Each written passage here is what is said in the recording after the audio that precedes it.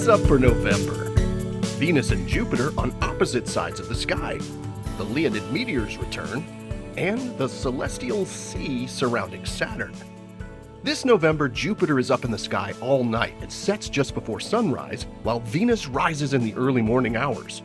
This means you can see them on opposite sides of the sky if you happen to be up before dawn. You may recall that these two planets appeared super close together just a few months ago back in March.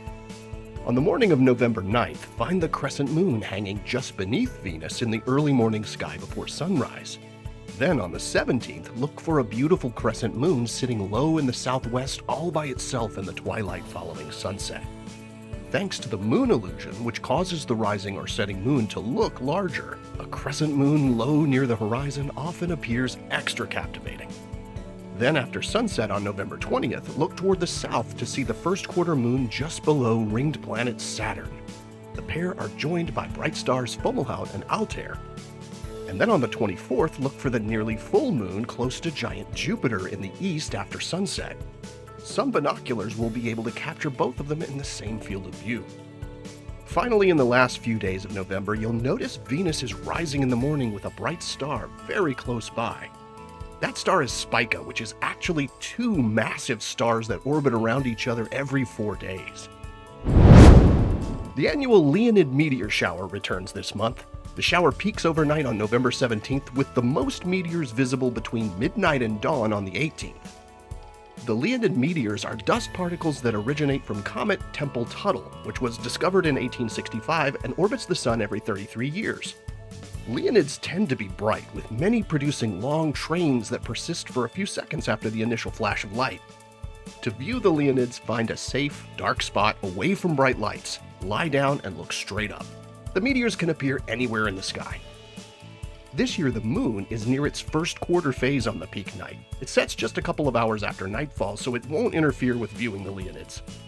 So bring a warm drink, bundle up, and enjoy your time searching for meteors in the November sky.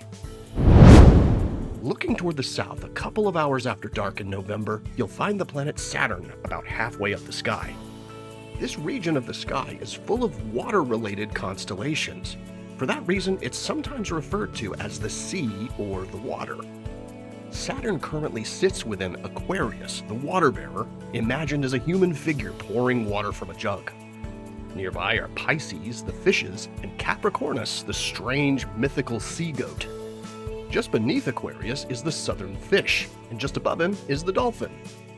To the east of Aquarius, you'll find the constellation Cetus, a sea monster or whale. And next to Cetus is the constellation Eridanus, which represents a long, winding cosmic river.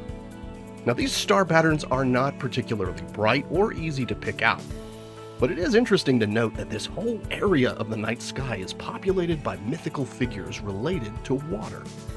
And speaking of connections between water and wonder, NASA plans to launch its Europa Clipper spacecraft next fall to study Jupiter's icy moon Europa, which is thought to contain an ocean that might support life.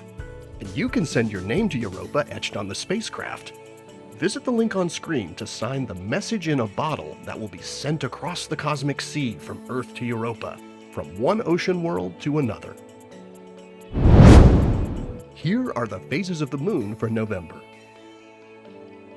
Stay up to date on NASA's missions exploring the solar system and beyond at science.nasa.gov. I'm Preston Dykes from NASA's Jet Propulsion Laboratory, and that's what's up for this month.